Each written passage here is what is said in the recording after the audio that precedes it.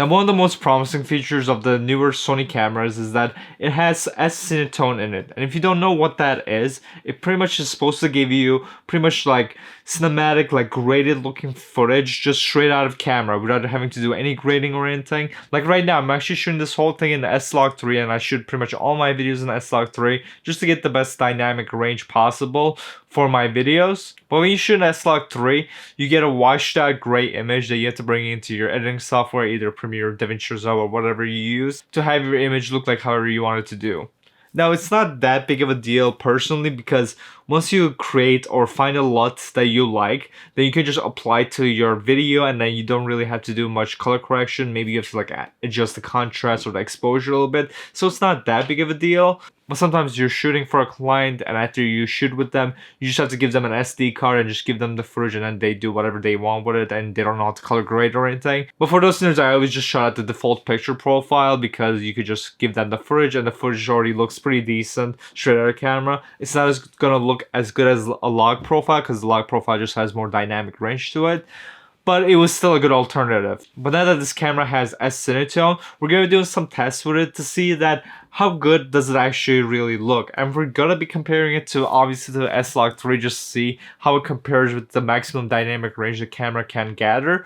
But we're also going to be comparing it to the default picture profile to see that if it's truly better than the default. So first, let's do a studio test right here, just the same exact scene. See how it looks like this with S-Log 3, and then S-Cinetone, and then default picture profile.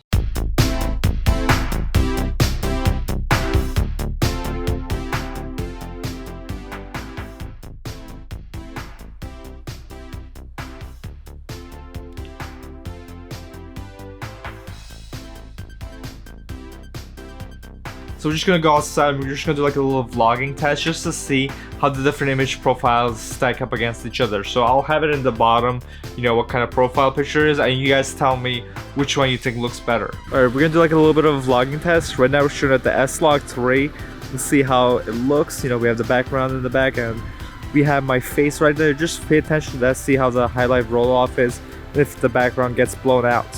Alright, now we're shooting at S-Cinetone. See how the highlight roll off is on the background and this one. And now we're just at the default picture profile. Let's see how that looks right over here. Okay, now we're inside of a car and we're using the default picture profile. So now let's switch into S-Cinetone. We're at S-Cinetone, and as we can see, actually it looks pretty good. I can't even see from the screen. It looks pretty good, but this window right here looks a little blown out. So now let's try S-Log 3 and see how it looks. Okay, now we're on S-Log 3. Let's see how the dynamic range looks. This still looks blown out, but I'm pretty sure I could just bring it back in post like right now. We'll just bring it back and then should all look fine. Alright guys, let me know in the comment section which one you like better. Obviously S-Log 3 is the best one because it gives you so much dynamic range and it gives you so much flexibility in post to edit your image to have it look however you want. It honestly feels a little bit like a raw image with this camera. Like, it's pretty amazing.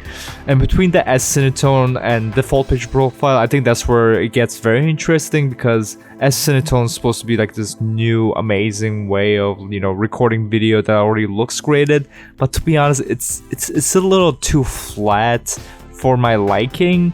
You know, because if it's supposed to be a picture profile that you don't even have to edit, it should, you know, have more punch to it, a little bit more vibrancy, which the default picture profile does have. So depending on the situation, the default picture profile might be better in my opinion. S-Cinetone does seem to have a little bit better dynamic range, but the default picture profile just has more contrast and vibrancy to it.